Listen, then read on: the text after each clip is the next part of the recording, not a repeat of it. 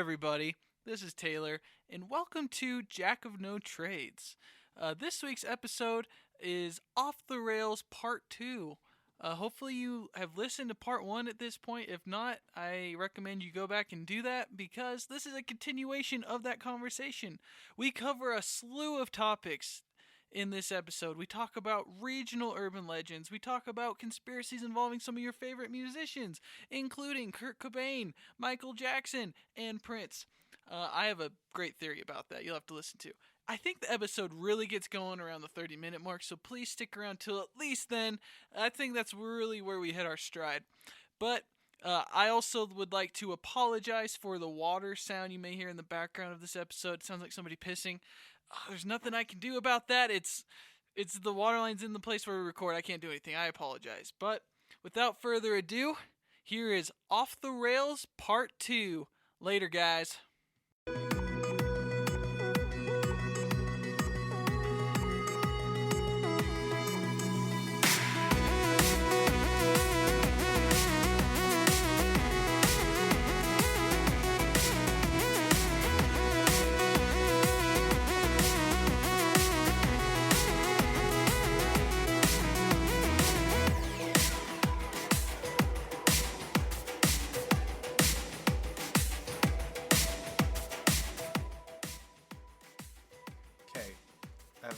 For both of you. You guys have been places. I've been places. You guys have lived places. You guys have spent time in different parts of this great country. Yes. Yep. Do you guys have any regional stories? Yes. Any regional, I forgot what are we talking about? We got urban legends. We just regional urban legends. Just bullshit we can't prove is basically what this whole podcast is. Regional. I think you get more ghost stuff up in the Pacific Northwest. I don't know.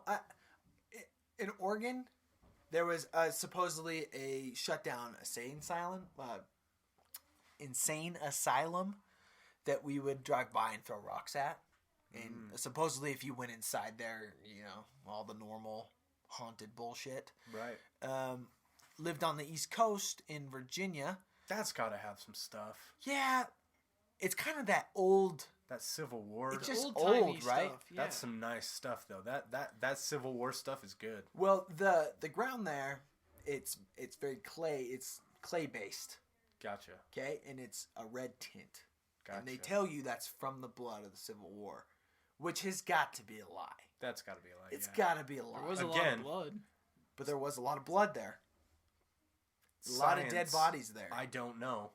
It just doesn't feel right. It feels totally wrong to me as well. It feels weird to say that that's Civil War blood that's still around. It resonated within this clay. Staining this clay. Yeah, it's just weird to think that whole area it was all battlegrounds. People died all over that whole seaboard. Weird stuff always goes on around where people have died. Yeah. There's just a weird energy about it. That's the only place that I've been. It was like Gettysburg. Yeah. And in that area, that's the only place that I've been then there's Lower Manhattan. Mm-hmm. Other than that, those are the only places that I've been that I've known for certain people have died here. Yeah. Other than that, I have no idea. Out here in this area in the West, you've got your like skinwalker stories. Those are big. Indian stuff. A lot of skinwalkers. I didn't know what a skinwalker was till. They're boring. Yeah. They're not boring? Yeah, it bores me. They can shapeshift into wolves, dude. I mean, it's kind of an interesting concept, but it's just not... It's called Animorphs. Yeah. It's a great show. It wasn't. They were great book covers, though. Great book covers. And a great computer I game. would, every time the book fair came around, I would go just look at the Animorph covers, right. and then I'd go buy my Goosebumps. Oh, so you would read the books. No, I would look at the cover, be like, that guy turned into an eagle. That's great. Oh, man. Now I'm going to go get... So subtle. Phantom of the Auditorium. Ghostbusters. Yeah. Those are good. It's good Goosebumps, stuff. not Ghostbusters. Sorry, excuse me. It's all good. It's all good. Yeah, I don't know if I have too many more regional ones. You don't have any... No, and I felt like in Virginia, more of my fears revolved around like government things, like being attacked by. Yeah, no, that's a valid fear. The U.S. government starts several wars that we don't know about. Right after 9/11, I know I made this up now, but as a child, 9/11 happened. We knew people that were in the Pentagon. Were you Virginia At the time? Yes, September that 11th? happened. Yes. So we know people that worked in the Pentagon. One person Didn't worked one in... crash? Was it in Pennsylvania or Virginia? One crashed in Pennsylvania, one crashed into the side of the Pentagon. Right. Which is not as talked about as often. I don't know why. I guess it's not as dramatic. But, Yeah, no.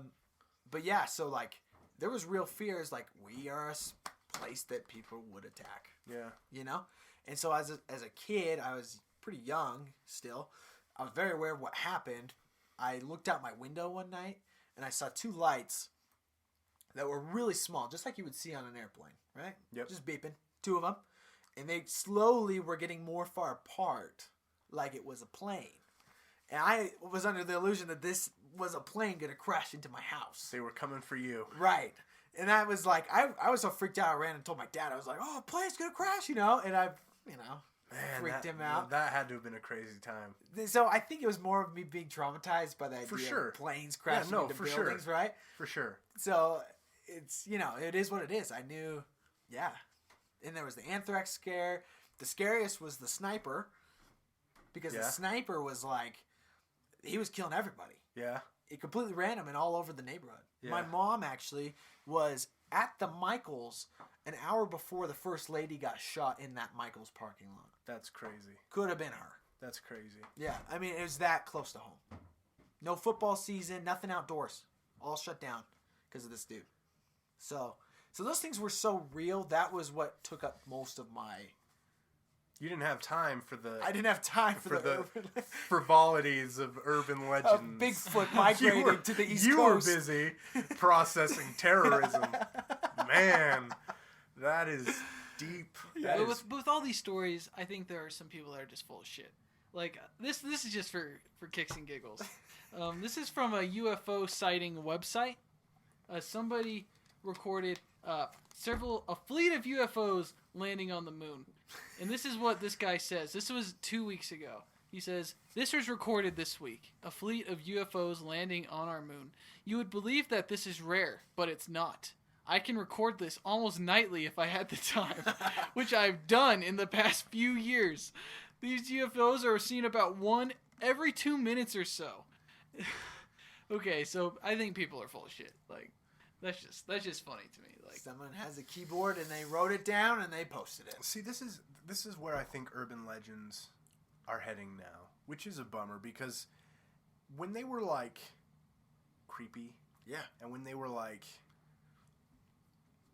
I don't know, just those things that I think the internet's gonna ruin urban legends. I think that's what it is. I think everything, and Snapchat and Instagram and Facebook, everything is becoming. The information that we get is just, we are saturated with information, and most of it is false, but it is dictating how we feel about things. Well, as far as like video footage, it's getting too easy to doctor video footage. Like between Photoshop, the average person, the average person has access to all this editing software. Anyone can do it. So it's like you can't even believe footage anymore. Will you ask any of our parents or the older generation, like, how did you guys hear about stuff? It's like, oh, well, I was at school and a friend of a friend, told me this story. Yeah. You're told a story and you go, oh, okay. Yeah. You can't go on the internet and look that crap up. I guess you could go encyclopedia, but it's all relevant. So it's like, this happened recently, so it's not like it's in a book. Yeah. It's a different stream of information we're getting. And I wonder what it's like for kids, because I remember being younger and just kind of buying into stuff and having those interesting, and that wasn't that long ago, but it's definitely a different world. Definitely. And kids are having access to technology at just a much younger age than I did. I got my first cell phone when I was 16. Oh. Right? Late bloomer. Late bloomer, and it had Snake, and that's the only thing that mattered to me. Texting honeys. Was it Nokia? Playing Snake. Was it a Nokia? I have no idea. Probably. I hope it was. It was probably a Nokia. And the best Snake on Nokia phones. It's great. Oh, good. So fun. But like I miss that. Oh yeah. I look back on those things with fond memories. And I can see the change. Like, I look at the ones that are really old, these urban legends that are really old. Bloody Mary and, Yeah. these, like, the babysitter with the phone call, all that kind of stuff. Like, I look at those and they're just plotted out and they're good and they hold... It's like furniture. It does. You know? Like, it old holds furniture. Weight. You go into your grandparents' house and they've had this, like... coffee table for 50 years and it's made out of solid wood and it's nice and they took care of it and stuff, and now it's like you go into a friend's house and they've got pressboard stuff that they put together from some big box store, and it's just not as good. And I think that's what our urban legends are now. They're lazy. I agree. We had one where it was referred to as Amy's Cage. Amy's Cage. Amy's Cage. And people put no thought into it. None. It was just an abandoned house that people called Amy's Cage. Nobody talked about who Amy was. No one talked about the cage. That's it lazy. was just an abandoned house. Make up a and story. Here's the thing. Me and my friends broke in. We wandered around the house.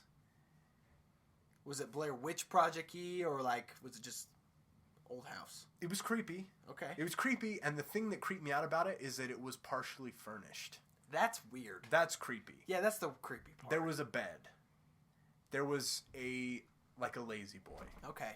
And actually, we walked in, and the lazy boy was facing away from us. So we got the back of the lazy boy when we walked in. Oh, you better hope nobody's laying down. That swivel, man. Woo! That swivel. Woo! Be careful. Yeah.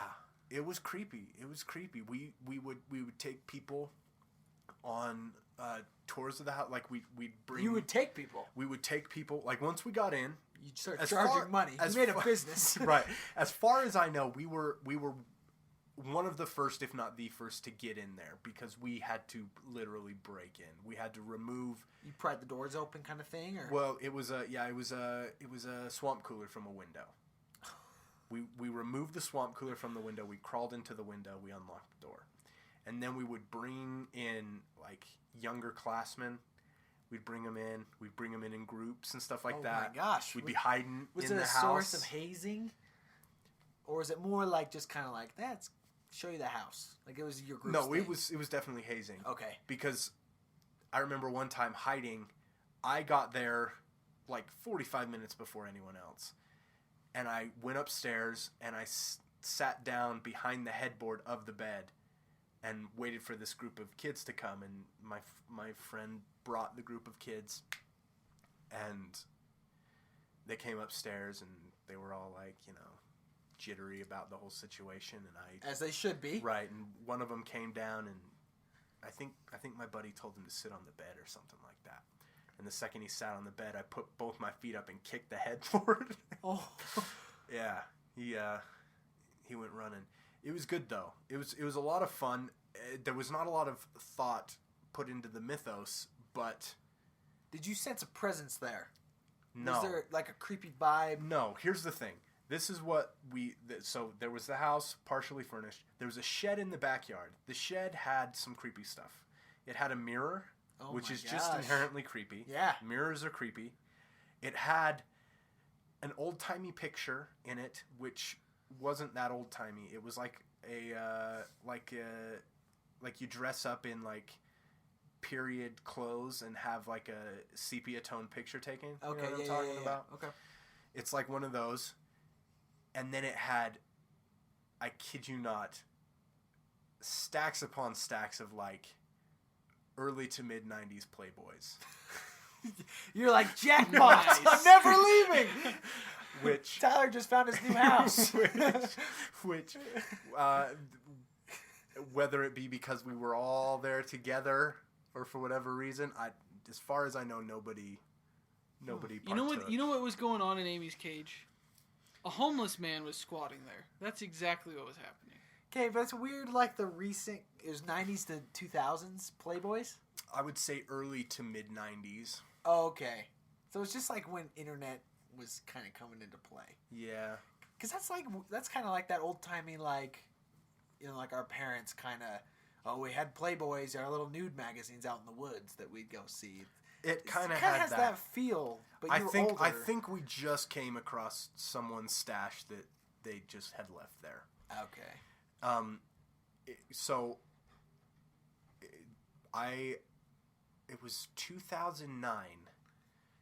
It was December of 2009. And I'm driving down this road, and this house is on this road that is it's a very windy road. It's very dark. There are no street lights. And I'm driving along, and this was during the day, so it wasn't dark at the time, but just to get out to the house at night. It really set a good mood. So during the day, it had been snowing. It had been going off and on, snowing, raining, all day long. I'm driving home on this road, and I go into a skid. My back end flips, and I've lost control of the car. There's no point. I end up rolling the car into a ditch and flipping it. I'm upside down in a ditch, and I roll down my window, which is technically up because I was upside down. I get out. I just crawl out of the window. I go up, crawl up the embankment, and there's a car coming. I flag them down. But as I flag them down, I turn around. I realize I crashed directly in front of Amy's cage. What? I was right in front of that house. Oh, my goodness. That's where I rolled my truck. Totaled it. Dang. Done. Years later, years after that, not too many years after that, it burned to the ground. Suspiciously or like arson? No idea. What? Just know that it burned. So if you go out there now, I won't be able to find it. You won't be able to find it.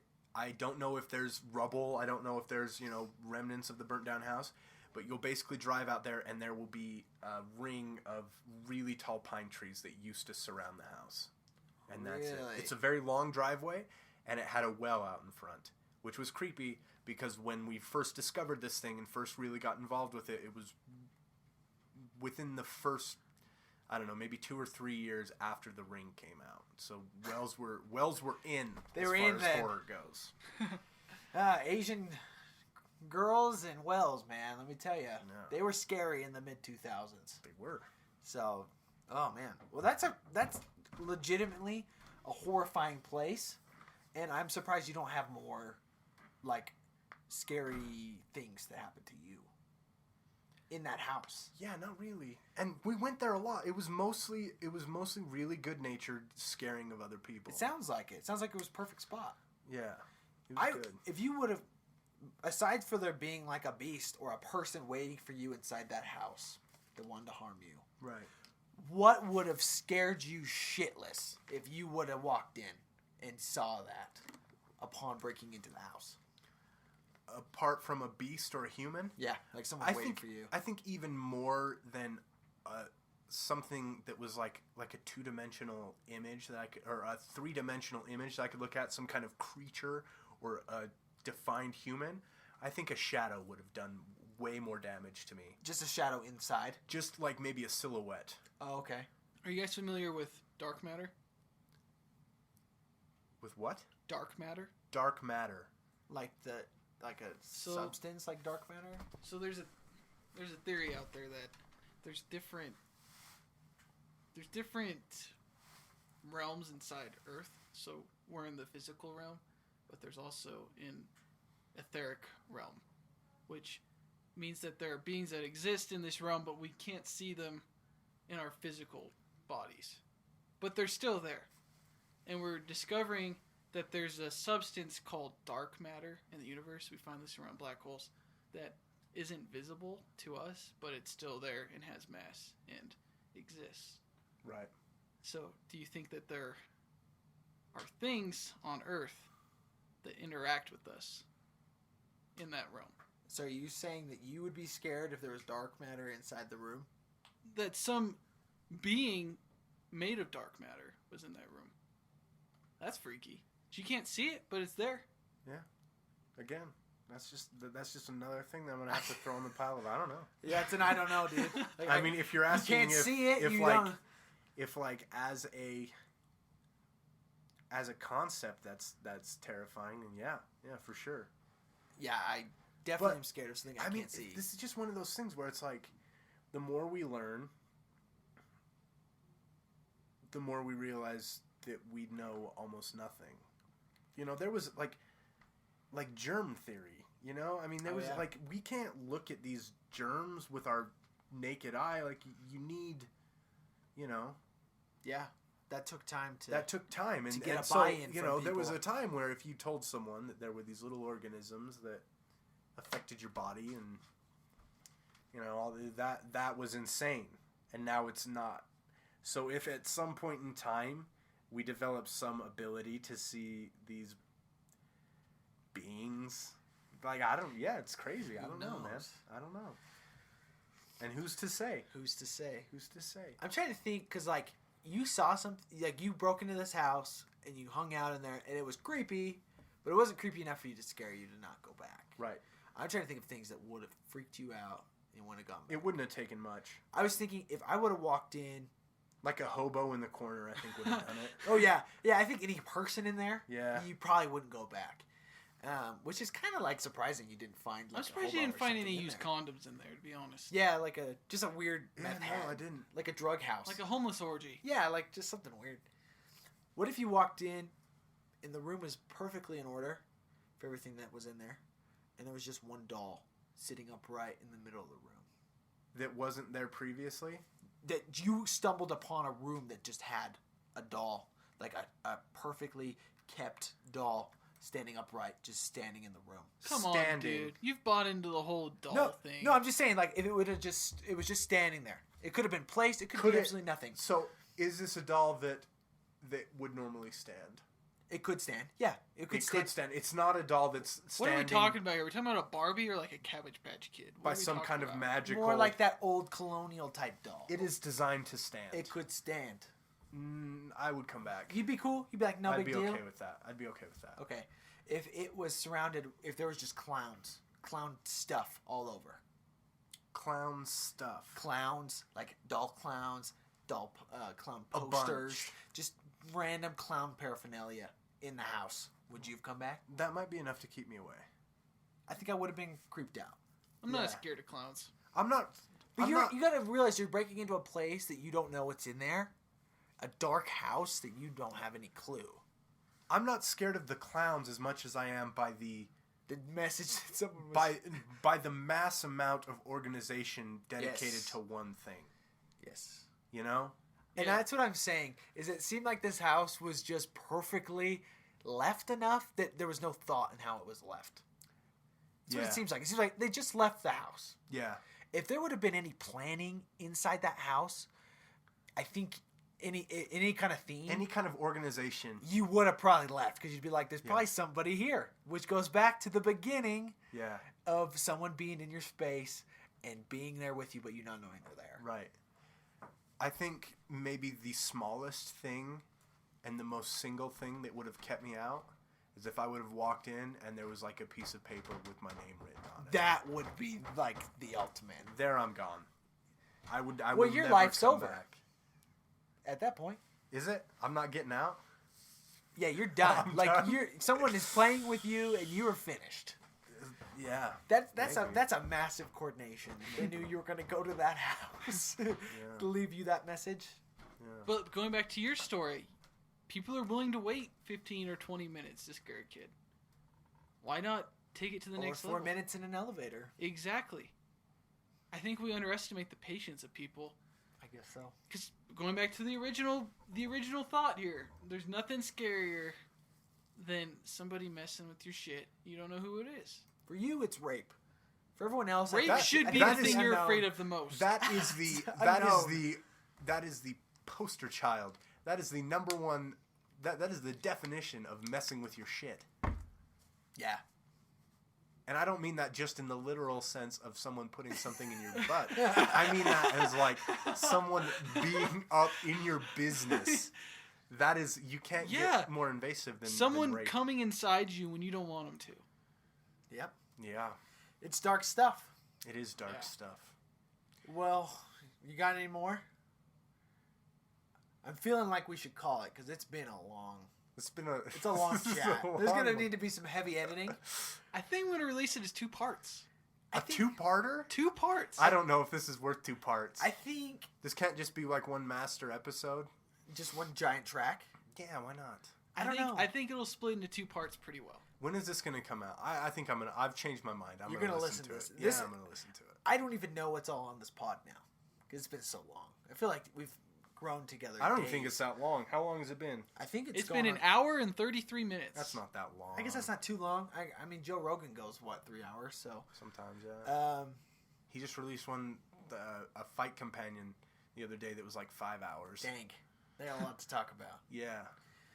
I know we could keep going. I could, yeah. I have like 3 more urban legends that I want to say. All right, we're back. And I got more urban legends for you bitches. So, I got 2. One, I heard personally, like from a friend, like a real life urban legend. The other one was just something I read on the internet. Which would you rather hear first? From the friend. Friend one. Okay. Don't jump in on this one because it'll ruin it for everyone. All right. So, okay. Phil Collins, right? Everybody loves Phil Collins. Yeah. Oh, man. I'm getting looks already. Everybody knows this one, dude. Does everyone know this one? Hop in, man. Hop in. All right, go. No one. I don't think everyone knows this one, okay? I think they do. So, Phil Collins, he and his family would like to travel when he was younger. And they'd always go to this lake house in Ohio each year with his family. And they'd spend the whole summer there just enjoying the lake and just doing their thing. And so they got to know this little town they lived in really well. So they knew, like, everybody. And one night, Phil Collins was a young man. And he was standing up on this ridge looking down on a moonlit lake. Okay? He looks down and he sees a car drive up to the lake shore. And out comes the guy that worked at the local convenience store. And he was a nice guy that he knew. And this guy walks out with another man. And they walk out onto the shore just like they're looking out on it. Just kind of talking. And then out of nowhere, this guy that owns the convenience store, he starts choking this guy. And he drowns him in the water. And Phil Collins watches all of it. So Phil Collins witnesses this murder, and he's just terrified, you know. And being the indecisive person he was at the time, he said he just didn't know what to do. He was too scared to expose this man to the police, and so he just bottled all this up in him. And so time passes, and he comes out with the song, "Can You Feel It in the Air Tonight?" And he goes back to his town. And he goes to that local convenience store. That guy's still there. And he's like, hey, how you doing? And this guy's just slobbering over him. Like, oh my gosh, you're so famous, blah, blah, blah. You know, I love your music, everything. He's like, yeah, why don't you come to the show that's nearby and we can have you there. And you can hear my show and whatever. And the guy's like, okay, great. I'll come. And he goes and he sings the song, I Can Feel It in the Air Tonight. And that song is about that guy, if you listen to the lyrics. And so he exposes this guy in front of everyone with that song, because that's what it's about, him watching this guy murder that guy that night. And that's how the guy gets arrested, is at the concert. It's an amazing true story.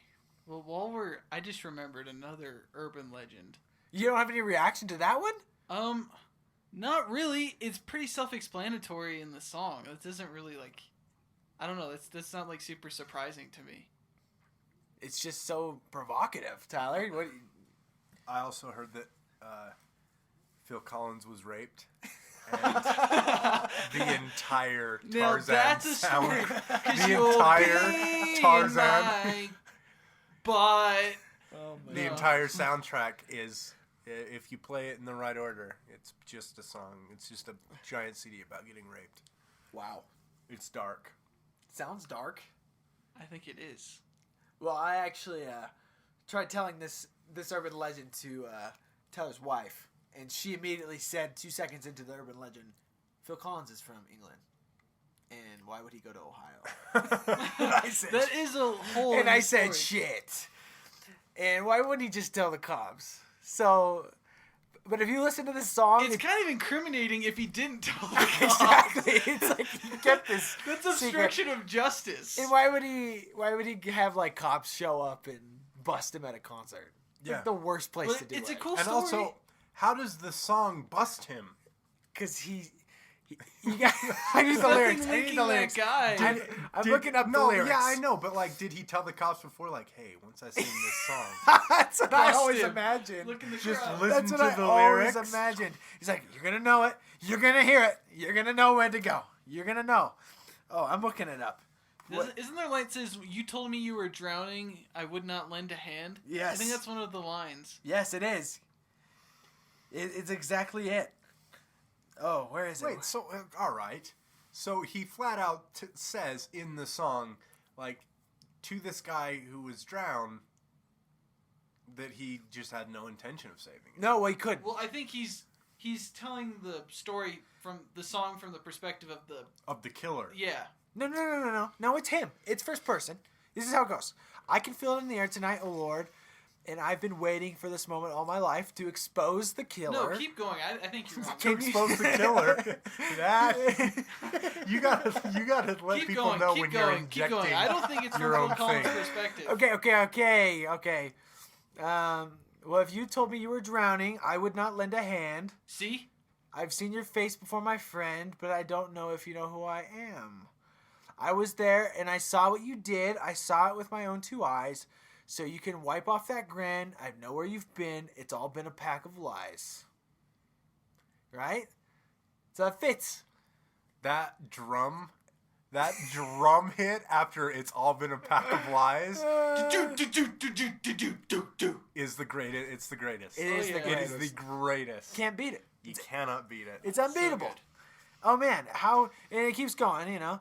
Well, I remember. Don't worry. How could I ever forget? It's the last time we ever met. But I know the reason why you keep your silence up. It's got to be Phil Collins' point of view about, and him letting the killer know, like, I'm not gonna save you. Yeah. It's still he's not doing his part. He's not doing his part. He's a Oh, yeah. terrible. He dropped the He's ball. a terrible citizen. He dropped the ball. Well, he's not a citizen. Well, he's a terrible citizen of the He's world. not from here. No, he might have dual citizenship. Maybe that's why. Maybe, I heard this from my 15-year-old friend, so it's like That's a good one. Yeah. That's great for a 15-year-old. Oh, it's awesome. Yeah. And you, I didn't do it right because we didn't have you listen to the song while I'm telling the story. But you know, if you have that whole build up with the mist in your mind, anyway. Yeah. You know. So give the song a listen. But I have another one involving a popular musical group, Pink Floyd. The dark. Oh wow! The Dark Side of Oz. This isn't an urban legend. This is fact. This We're is diving not into. fact. This is an urban legend. Dark Side of the Rainbow. Dark Side Of Oz. of the Moon. The album. Okay, so the legend. Dark Side of the Moon, but is it's the called album. Dark Side of the Rainbow when you pair it with. I like Dark Side of We Oz. call it Dark Side of better. Oz. Wow.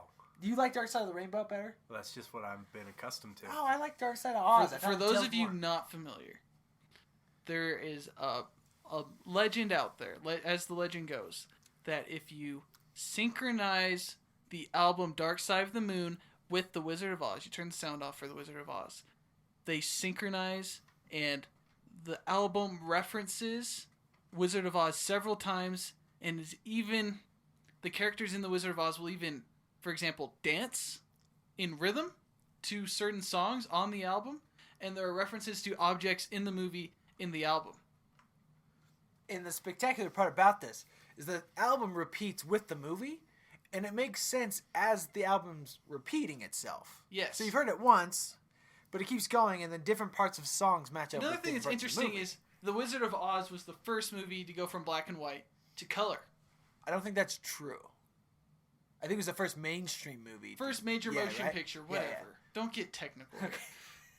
In Dark Side of the Moon's album art, is light going through a prism, black and white, to a rainbow. Coincidence? Probably. Tyler, I don't know, actually. You've done it. I've done it a number of times. Are you a believer? At a few points in my life. Once when I was in my early teens, probably 13 or 14 was the first time I did it. Mind blowing. Then I did it for a survey of cinema class. Oh, cool. Yeah, and then I've done it with Ben. Yep, we have done it together. We have done it. Phrasing. We have done it. And we settled a few questions too with that movie by watching it together. We did. So that Tin Man is as gay as they come. Tin Man, he is light. Don't even question. It's not the lion. It's the Tin Man. That's the gay one. Light in those tin loafers, and he's fabulous. And I don't knock him for it. Those rosy cheeks. I don't knock him for it. Oh boy, but he is gay. I don't care if the little lion has a bow on his head. Tin Man, you own the gay card. Yeah. So, sorry. Yeah. But that's the lion's gay as hell too. Let's. Tin Man takes the cake, man. Sorry. Watch it again, man. Watch it again. Watch it again. Would I call myself a believer? Yeah. Define believer, I guess. I think that there are some very interesting connections. Yes, there are some very interesting moments. I'm not blown away by the connections. Oh. You're one of those so what people. Well, I've watched it with someone that was like, why do I care? This does nothing for me.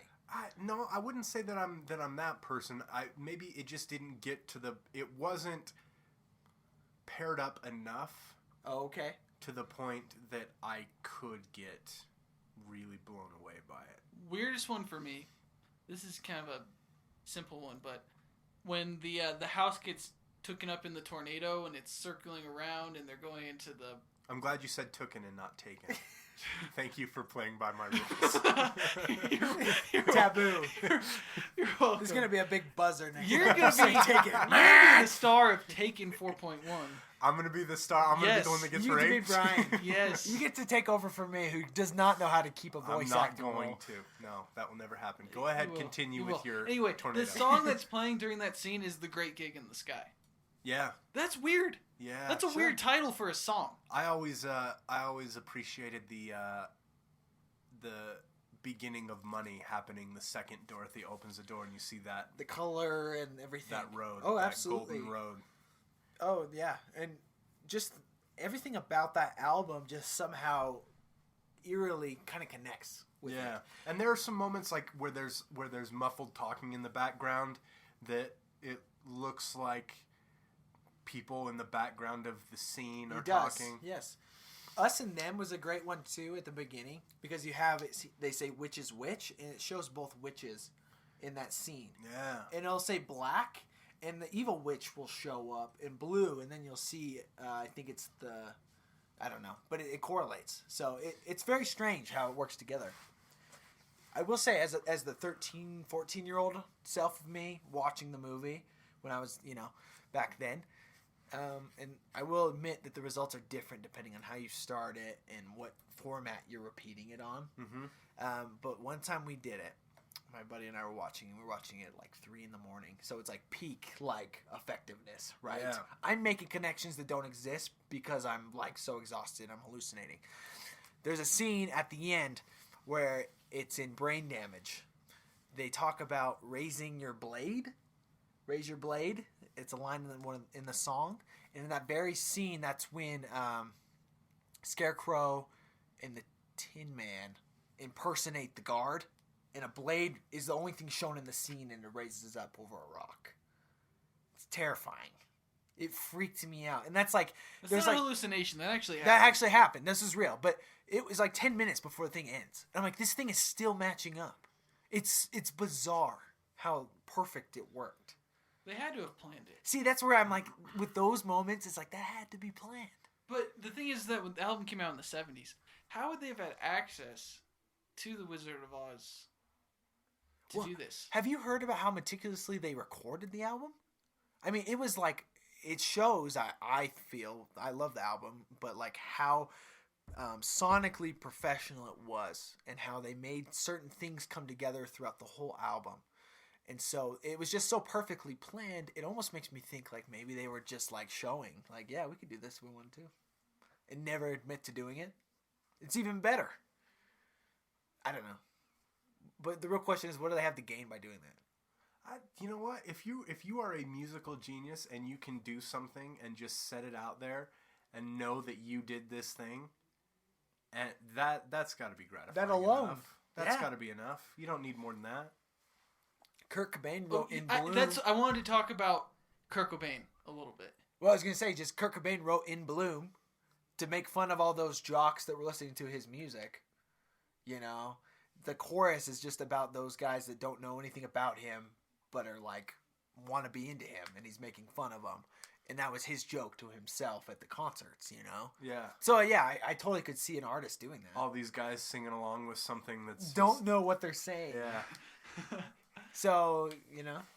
But what about Kurt Cobain? You want to talk about his death? Yes. Is that where you're going? Yes. I want to talk about a few celebrities' deaths, actually. Because I think I just cracked a puzzle here. Okay. You cracked Just so you know, you bringing up celebrity deaths is going to bring me back into Suicide Squad. Go for it. Okay. Go ahead, though. You have free reign. Yeah, no, There's please, a few I want to talk about. I want to talk about Kurt Cobain, Michael Jackson, and Prince. So let's start with Kurt Cobain.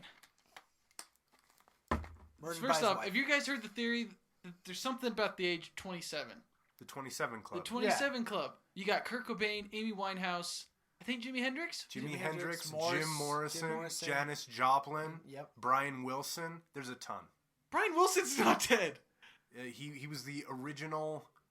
He was the original. I want to say either bass or guitar player for the Rolling Stones. That Brian Wilson. Okay, I thought you were talking about Beach Boys. No, it's a different one. Okay. He's still thumping along. Good we clarified that. He's also crazy. Definitely crazy. He's one of those guys with those weird realities. Anyway. Definitely. So, I think Courtney Love killed Kurt. Personally, or had him killed? Had him killed. I think she had him killed. I don't think she actually pulled the trigger, but I think she caused the events that led to his death. There's a great documentary on Netflix. Soaked in Bleach. Soaked in Bleach. It's good. See something it's that a little will dramatized, which is kind of gay, but yeah, it's got some good facts in it. The only thing that gives me pause about that makes me think, let's just go the path of least resistance. That's my thought. Sure. Usually, it's fun to mess around and to think about it, but when push comes to shove, and the chips are down, like, I'm gonna go with what is the most likely, was reported and likely, the most likely thing. The one thing that I don't quite get is if a dude blows his head off with a shotgun, why is it still in his hand? How does that happen? How does that thing not go flying across the room? Exactly. Well, there's so many things, right? Like, the door was locked. I mean, he had so much heroin in his system that they're saying it's almost physically impossible to pull a trigger of a 12-gauge shotgun in that angle. And they say in the documentary that if he would have done it the way that it had to have been, the shell should have been on the other side of the room. Right. There's no way it would have been where it was. And then there's different handwriting, right? Different handwriting in the suicide note. And some people really close to him, friends from his town and stuff, said that he was in really good mental health. Well, that part of his life. So from what I understand, his journal, he loved his daughter. So the part that is like they say, it's really murky when you look at this. The part of this suicide note where he says where everyone's like, no, that's him talking, is basically him saying that he doesn't want to do this anymore. He doesn't want to be in Nirvana anymore. He's done with this lifestyle. Right. He can't do it anymore. Right. Yeah. He's not into it. He's not enjoying himself. And then the suicide-y stuff is the stuff that's not fabricated. That's not in his handwriting. Right. And it's really lovey-dovey with Courtney Love, which is brutal. Nobody could love ever. And he was gonna divorce her. So yeah. She's horrible. Money Train is pulling out. She's rough. I'm not gonna talk about her because I'll get in trouble. Yeah. She's awful. Yeah. That's all I'm gonna say. She's a bitch. Okay, so you got Kurt Cobain, who's dead. Okay. Right? Michael Jackson. Okay. So I think there's a link between Michael Jackson and Prince. Wait, no connection to Kurt Cobain? No connection to Kurt Cobain. So you want to talk just about the three of them, and then the other two are connected? Yeah. Okay. Yeah. Okay. I think you had a big connection between the three. No. So we all remember Michael Jackson. His death's kind of sketchy. It's very bizarre. I'm gonna be real. It? I knew he died, but I don't really remember what happened. So he had his doctor. I can't remember his name. So that guy got charged with voluntary manslaughter for assisting Michael Jackson his death. Really? Assisting his suicide. Yeah, by giving him an overdose of his medicine that eventually killed him. Basically, the doctor knew that what Michael Jackson was asking for would kill him, but he gave it to him anyway. Oh, but he still gave it to him. That's the story as far, and that dude served time. I think he's out. I think he only got like 4 years or Seriously? something. Yeah. Wow. So he was in his mid-50s, I believe. I think he was around like 53, 54. Right. Then we go to Prince. Also dies of a drug overdose randomly. 53 or 54, right? Was he only that? Yeah. So are you trying to start a mid-50s club? I think so. There's 2 members? I think there's somebody out there. Have you drawn... Right now we have a line segment here. Are there more tendrils to this, or is it just these 2 dudes? I gotta do some more digging. You should have done more digging before you should brought have out looked this up theory. aliens. You should have looked up Prince and Michael Jackson. No, but I think that there's some puppet master out there who's getting rid of these mid-50s pop stars. Can I just give like a really biased, like my view on this? Go for it. Oh, it's a podcast. That's all I do. Right. Michael Jackson was like how screwed up when he died. He was Like in a very good place. The last decade of his place. Yes. The last decade of his life. In his world, maybe he was like surrounded by child porn. Right. He was not in a good place. He looked like a monster. Literally a monster. Like, he didn't look like a white person. He looked like he wasn't a white a person. demon from my dreams or something. He had a skin pigment issue. It's not his fault. It went way deeper than that. Okay? He was not all there. Prince is a certified, like, hermit type. Like, he goes off the grid and lives super private, and he doesn't, like, really release his music. And he died of some opium, wasn't it? Some opioid or something? I don't even know. And so it's like, really, how is there any connection, and why do we care? Both drug overdoses. But, like, why? Why do we care? It seems like you live a fast and wild lifestyle. It's like, yeah, it catches up with you when you're 50. there's going to be more. So are we seeing the inception of this? Is this the genesis of the 50-something club? We're not even sure if they're the same age. You don't even you have just the know dates. that there might be kind of in the same They vicinity. should be close. I'll look it up right now. Do it. Michael Jackson and Prince had completely different lives at that era of their life. Okay, while you do that, I'm going to hop back into Suicide Squad. Whoa, let's do it. Okay. So, and this we are blurring the line between a conspiracy theory and an urban legend. This turned into shit we don't know, we can't prove anything about. Fair enough. This is just stuff we're talking about. So I think this kind of leans back into the world of an urban legend. Okay. The great Heathcliff Andrew Ledger, Oh boy. who played basically every role that I've seen him in. Amazing. Taylor loved Brokeback. Hold on. No, hold on. Back it up. He's got it. I'm just saying. I've seen it. It's a good movie. Like, there are some... I don't need to see 2 of my favorite actors Frenching. I haven't seen it. And not for reasons of, like, I don't want to see it. I just haven't seen it. It's just... But, I mean, as far as a movie goes, high value. Okay. Great acting.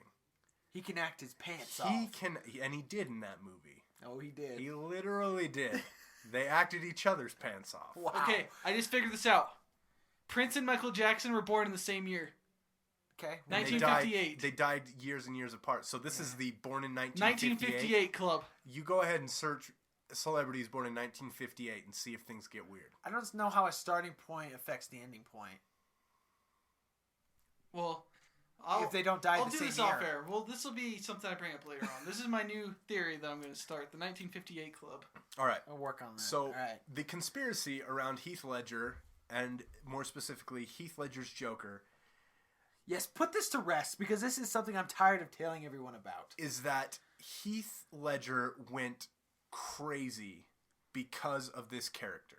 That he got so deep inside of the mind of a psychopath that he was unable to sleep, that he had anxiety issues, that he had depression issues, that he had to be so heavily medicated that he ended up dying because of these medications.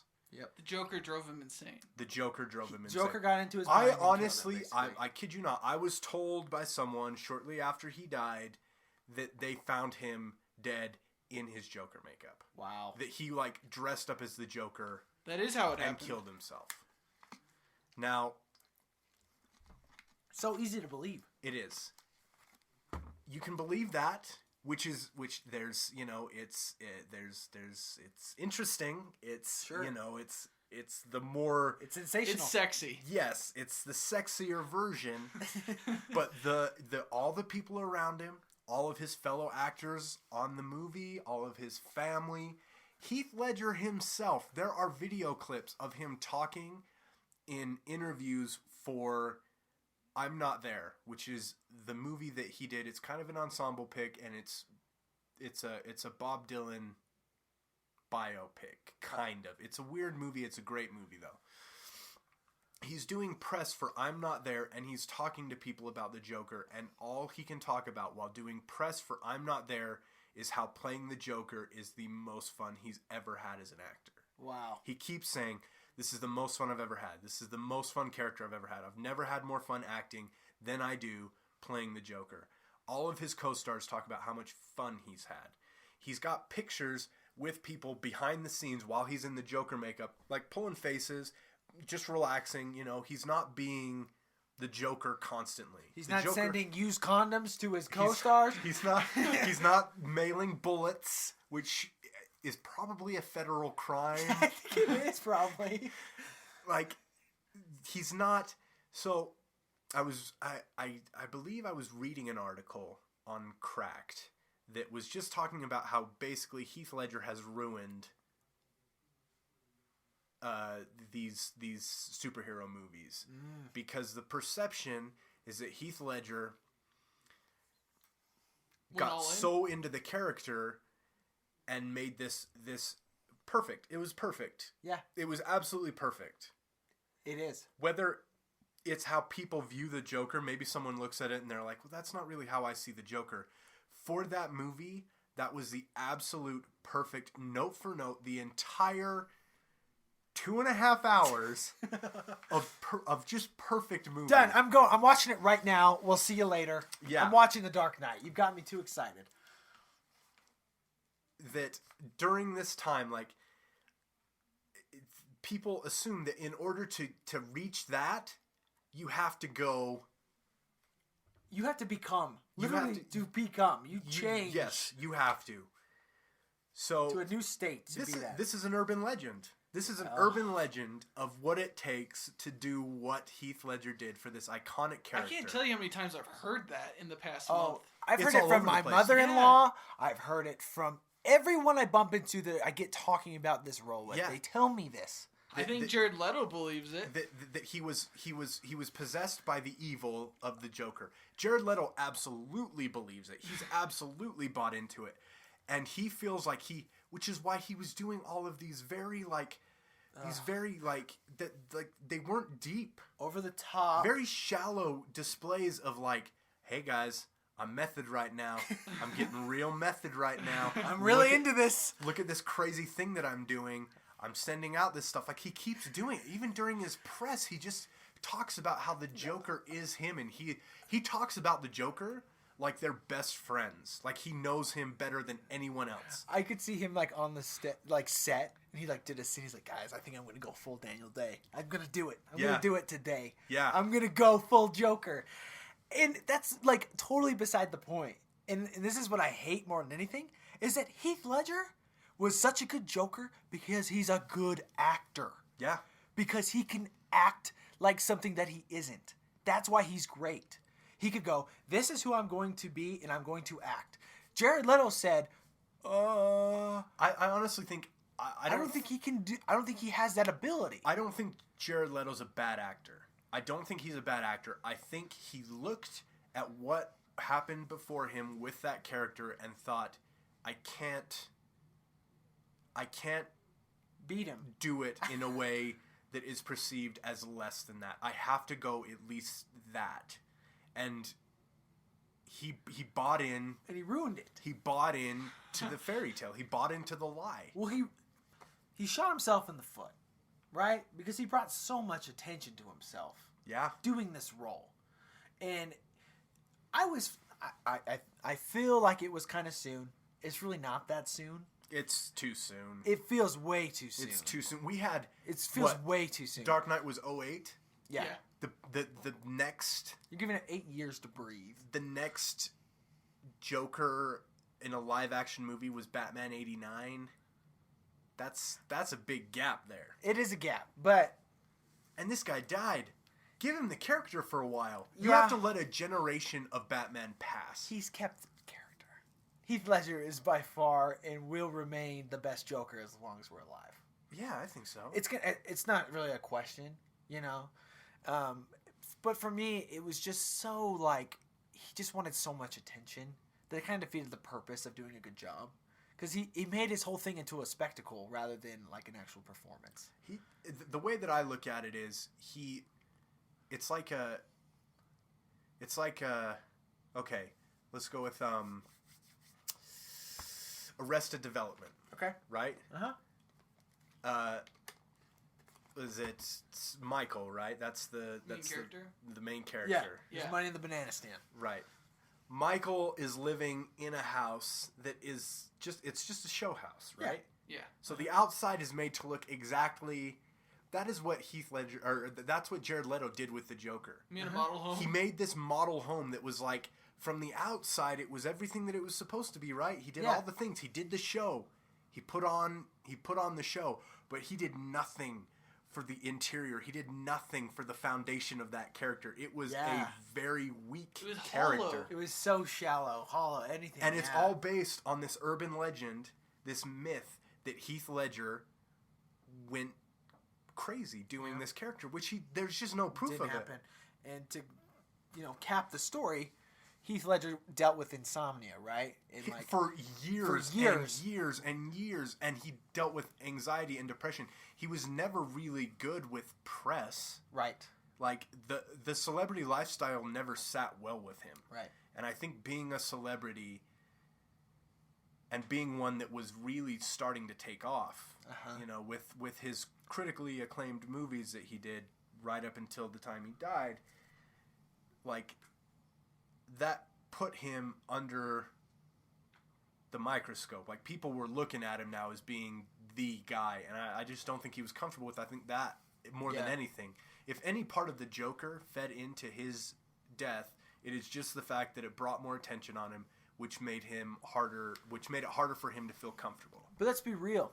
I remember this release a lot because I saw Batman Begins and I was like, this is the Batman I've waited for my whole life. Yeah. It was seriously an awakening for me because I never connected with any of the 80s, 90s Batmans at all.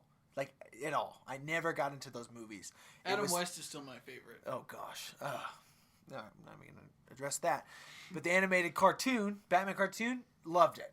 Great. Doctrine, right? That was Batman. And then Christian Bale Batman came out, and I was like, oh my gosh, this is my thing. And it stayed my thing. Heath Ledger was in the trailer as the Joker, and he died in that January, before the July release of the movie. Right. And everyone was like, well, did they finish the movie? They had gotten all the scenes with him. They were done. But no one was saying this was the greatest performance ever when Heath Ledger's trailers came out for the Joker. Right. Right? The cast knew how good he was, right? But none of us did. And so we're like, oh, that's so tragic that he died. And then we watched his performance, and literally, like halfway through the movie, I was just so sad because I was like, we're never going to see him do this again. Right. Right? Because it was just so authentic. It felt so real. And it was so fully developed, and it just captured you. And so Jared Leto had these shoes to fill of something that only a death could amplify, right? Because Kurt Cobain, let's be real, if he hadn't have died when he died, Nirvana's just another grunge band. They probably would have broken up. They're Soundgarden. They're not even Soundgarden. They wouldn't have even been as popular as Soundgarden. Because Soundgarden didn't... I like Nirvana's music, but they're not that good. Like, they're good, but they're not that good. Right. You die under the circumstance of a suicide, you're elevated to a Kurt Cobain-like level. Yeah. Heath Ledger died at the perfect time to amplify what he did. Who knows? He could have come back and been in the third Batman in Christopher Nolan's trilogy and maybe not done as well. I don't think that. I don't believe that. Oh my gosh. I don't believe that at all. I have had so many times where I've just had the thought pop into my head like, yeah, this is how he'd fit there. This is what the Joker would be doing. Well, you heard that he almost didn't do the third movie because his whole story revolved around the Joker. See, I was... I mean, like the outline of it in his mind, because he had a projection of where it was going. Right, he had no script. There was nothing written for what the Joker would have done in this new movie. But I think he had a basic structure where he was going to take everything, right? And then he died, and it's like, well, I'm not replacing him. And he's never told anyone, right? As far as I know, no one knows what the Joker would have been like in that third movie. No. But he did say that he didn't think he was going to do it. Which is infuriating. It's insane. I want to know so bad. It's maddening. I want to go to that alternate universe Taylor talked about and live in the world where we got 4 Batman movies. Oh my gosh, where Heath just lived. He lived, and we could have got 4. Because they would have done more, I think.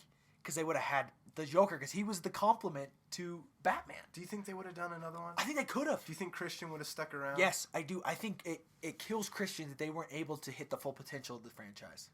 It does. Because they missed the punch.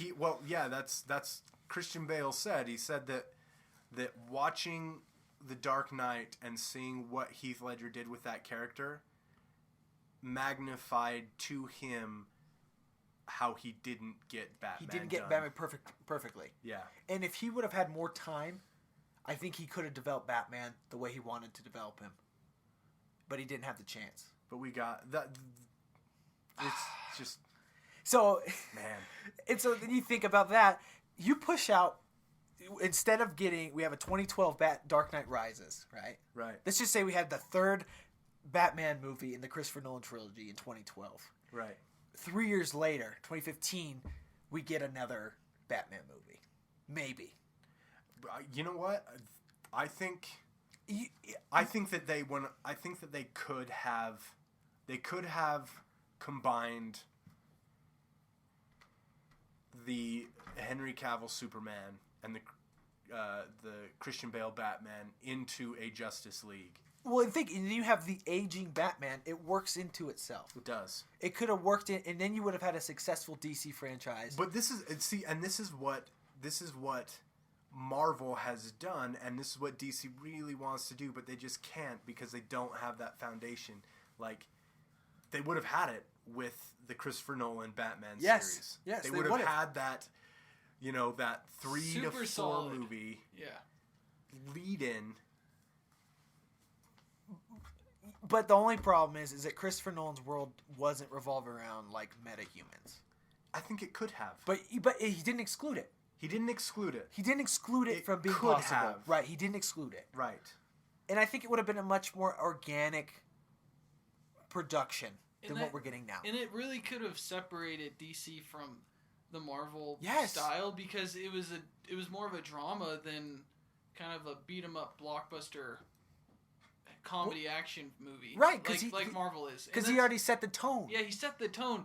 Because these DC movies, we got Batman vs Superman and Suicide Squad. They're not fully committed to their tone. They don't know how to do it, and that's the thing. Is like a joke in a Christopher Nolan movie is way funnier than anything you could throw into a Zack Snyder film, right?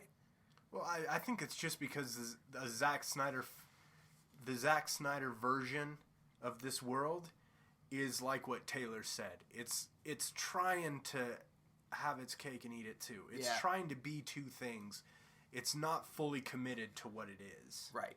It wants so bad to be Marvel, but it knows that it's still DC. Well, it wants Marvel's success while being different, right? Yeah.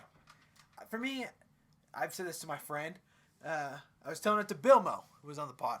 I said, DC needs to be Pepsi. They need to let Marvel be Coke. Yeah. They need to be Coke. And you know what? Let them be the best soda. But you need to be that number 2 that everyone's cool with, and they still sell a lot of freaking cans. And some people will pick you Well, over are Pepsi. Pepsi people. I am a Pepsi person. Is there more Coca-Cola people than Pepsi people? Absolutely. Absolutely. Are there a devout group of Pepsi people out there? Yes. Yes, and that's where you should be. Yes. That should be your brand. I'm the Pepsi of superhero movies. Yeah. And that's not an insult. No. But they can't do it. No. They're that Shasta brand that's like, we're almost there. We almost taste like Coke, and you do not. You taste terrible, and I know I got garbage for a soda. Let's be real. Suicide Squad was a cheap imitation of Guardians of the Galaxy. Absolutely. Yeah. It was the bad It version. was a knockoff. It was a Chinese bootleg. Yep. So bad. Man, we just can't resist bashing these movies. Well, if they were better. They were better. We want you to be good. That's the problem. Well, I wanted to enjoy Suicide Squad. I wanted to. There was a 2-week window where I was genuinely like, I think Suicide's going to be good. And it was. I thought I would be entertained. So did I. And I wasn't. I did not. I've never had faith, not since the first images, I have not had faith in Jared Leto's Joker. Oh, and At best, I thought every Joker that I've seen, every incarnation of the Joker, has been very well suited to the world that it's inhabited. Right. And Yeah. maybe this one is too. It's just a bad world. I just don't care to watch it. Sucked, yeah. I just don't. I mean, I'm in. They've got me hooked. I'm gonna watch them. I'm gonna go to every one, but I don't care. I'm not passionate about it. Well, in any of the formats that you've seen Joker, what would you say encompasses who Joker is the most? Like, what is his primary goal as Joker? Well, that's a good question. So there's a video on YouTube on the Film Theory channel that talks about that there's actually 3 different incarnations of Joker. You've got the Bronze Age, the Silver Age, and the Golden Age. Okay. So, and then you can add that to Cesar Romero's Joker in the Batman TV show, Jack Nicholson's '89 Batman Joker, and the 2008 Heath Ledger Joker. They're all different incarnations of different eras of the comics. So, the Cesar Romero's, the Silver Age, there was a time in comics where they were heavily censored because they thought they were leading kids. They had to be very non-violent. Non-violent. So he was just kind the of Joker became more of a trickster. Yeah. Yeah. He just messed with people. He wasn't violent. He was just he'd use like that weird matched gags. the Adam West tone. That's Yeah. So it was campy. So Jack Nicholson's Joker is actually the original Joker, the Golden Age. The gangster A shooter, very violent, killer. not crazy. He was a mob boss, Yeah. basically. Much different. And then Heath Ledger's is the Bronze Age, where he's heavily dependent on Batman, that he doesn't exist without Batman. He's Right. much more connected. Yes, he's like a creation of Batman. Yeah, he's not as violent to be violent as the Joker. Right. I mean, the Golden Age Joker. So Jared Leto's Joker is the Golden Age Joker, is what we find out. But here's the thing, though. Which is what? Jack Nicholson. The mobster. Oh, gotcha. But here's the thing, is that was not apparent in Suicide Squad at all. All he looked like was a freak with a girlfriend that really liked him. And that he really liked. Like, He was obsessed with her. His only motivation was her through the whole movie. Yeah. And that was the thing about Harley Quinn and Joker, which began with comics and the animated TV show, right? Yeah, the animated series is where Harley was born. Yeah. Okay, perfect then, because I'm very familiar with this Harley. Because Harley is just kind of an extension of him in the sense of, like, he has things he does, and Harley always wants to be a part. Yeah. She just wants to be in his She world. wants his approval. And you know what? Joker treats her as expendable. He likes having her around, but if it works out for him to ditch her, he'll ditch her. Yeah. He doesn't care. Yeah. This Joker was obsessed with getting her back. I'm and coming, she was baby. obsessed with her. And it was so weird because it was like, that's not what Joker's about. Like the part in Suicide Squad where she jumps into the chemicals, Joker wouldn't go in there and save her out of the chemicals. Here's that part I didn't have as much problem with, actually. one of my issues with that is that, first of all, I don't buy that Jared Leto's Joker is charming enough to take a normal person and turn that normal person into an insane person. Yeah. Now, that was also portrayed really poorly. Yeah. So there could be more. I know there's a lot on the cutting room floor. They're doing a standalone Harley movie. Maybe they, suss that out there. Which is weird. She was good, but that's just weird. Yeah, I don't know. She was one of the more charming parts of the movie. Yeah, I guess it's just the character. Anyway. So this once again, and I'm an unabashed homer when it comes to this. Like, Heath Ledger's my Joker. It's the one that I like the most. Oh, the listeners already know that about me. Yeah. So like, I just whatever. Join in. Now, as much as I cannot see Heath Ledger's Joker having a Harley Quinn, I don't see that character having one. He would be him, and I guess Jack Nicholson could, but his character is the one that during an interrogation scene with Batman, I think he had Batman up against the ropes where he's letting him know, like, you and I aren't that different. Oh, yeah. You and I are the same freak. Probably the most powerful scene in that movie. That will get cast aside when they don't need you anymore. He was manipulative. Yeah. He manipulated the greatest detective mind in all of, comicdom. Yeah. So he did. If anyone could have turned a normal person into seeing, if anyone could have manipulated, it was him. Yep. Jared Leto's Joker just was like, hey, can I have a machine gun? And that was it. Embarrassing. It's embarrassing. Check out all my knives. It's bad. It's so bad. It's bad. Oh, it's so true. That's so true. And that's the thing, is that when you have someone that has nothing to lose, which is the Joker, right? Heath Ledger's Joker, you really have no power over him. Yeah. And that's what Batman learned. He's like, I really have nothing over you. Yeah. You know?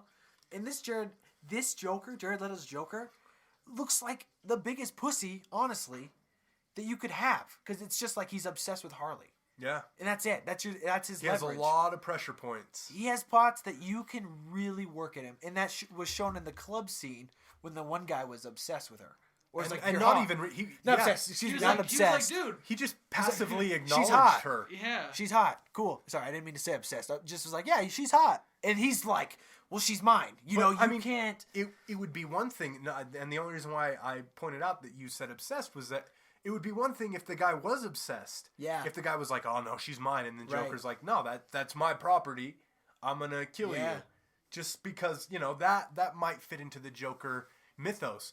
But for this guy to just be like, hey, your girlfriend's pretty hot.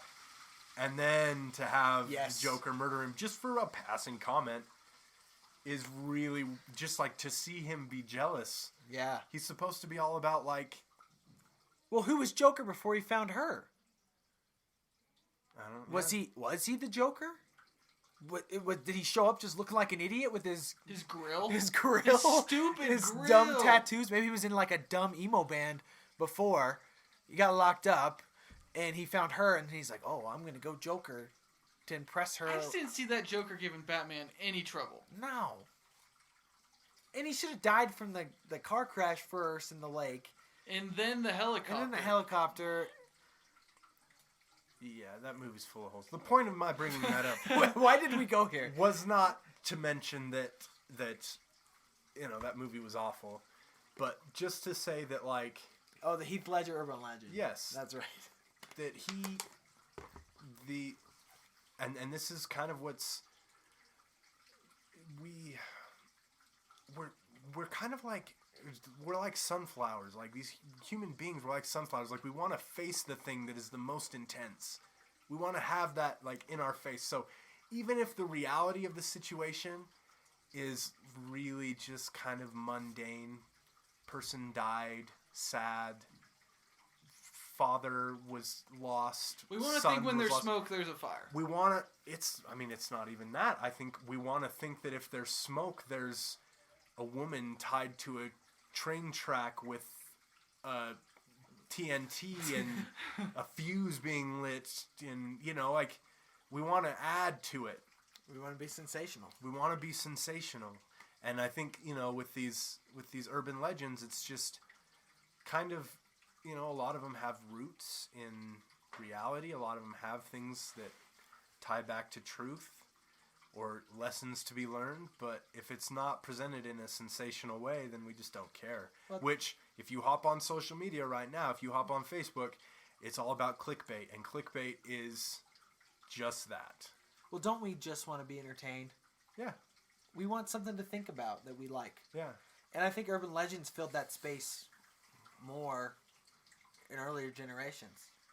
Because it's fun to think about what could be. But now we have so many forms of media and ways of entertaining ourselves. We just fill up all those holes with stuff. I think that's a form of urban legend, though. You don't think? No, I think it is. I think that what we have today is just a crappy form of an urban legend. Okay. It's just we have so much of it. It's just around us all the time. Yeah, kind of oversaturated. Yeah. There's just a lot to process. A lot there. Dang. I had another urban legend. Last one. Pop it in. We'll Go for it. Toss this in and you can go. It's not that great. Let's take it for what it is. Okay, so another about a girl staying at home by herself. Okay. Parents are leaving. They're like, well, we want you to have a companion while we're gone, so we got you a dog. And she's like, great, I got a dog. She goes to sleep one night. She wakes up and her hands are all slobbered over. And she's like, oh, crap, dog licked my hands. Goes to the faucet, washes it off. Next night, same thing. Goes to sleep. Hands are all slobbery. She's like, what in the world? This dog will not stop licking me. Goes back to the sink, washes it off. So after a few more nights of this, she wakes up one night and her hands are all slobbery. And when she walks into the kitchen to wash her hands off, she finds the dog's head's cut off. And it's sitting there on the counter with a note that says, dogs aren't the only ones that can lick. I have heard that. I do not remember that really dark twist at the end. I thought the dog was just like she put the dog outside or something and she woke up with the licked hand. Dog's head's cut off. Dogs aren't the only ones that can lick. What's the moral of the story? There's no moral. It's just that it happened. You throw that in the category, though, of it just happened. People in your house messing with your shit. And the creepiest part about that is there's like nobody, there's no finger pointing. It's not like he killed her. It's just like, yeah, I can lick your fingers if I want to. Yeah, you can't stop me. So it's like back to rape too. Like they can have you if they want to. So it's true. Wow. Well, guys, this was definitely was off the rails. Yeah. Like, I thought we would stay more on the rails, but we definitely went off the rails. So, thanks to everybody that stuck with us and listened to all this. Thank you to that one person that is me. You'll be there. Thanks for sticking around, Tyler. You stuck with us. Thanks for coming on, Tyler. It's good to have you. Thanks for having me. We'll have another off the rails in a few months. Maybe. We'll see what happens. We're going to go off the rails with this and play it by ear. Whatever happens. Definitely. This is definitely not a common thing. Maybe we'll see what this does to your listenership. And if it drops drastically, I will gracefully bow out and never, ever come over here again. Think of us as like thinning out the herd. Right? Yeah. We need to thin out the herd. I don't know if you want to do that. We want true disciples. we want at least... we at least want, a listener, right? We don't want to go down to zero. Right. But yeah, it's been a lot of fun. Tay? It's been an adventure, that's for sure. I think we've learned a lot. We've talked about a lot. And I think we're better people. Wow. Well, thanks everybody. Hopefully the editing does wonders on this one. We're grateful for all of you. Thank you for taking the time to listen. He almost did it. He almost was there. All right, we're out. Peace.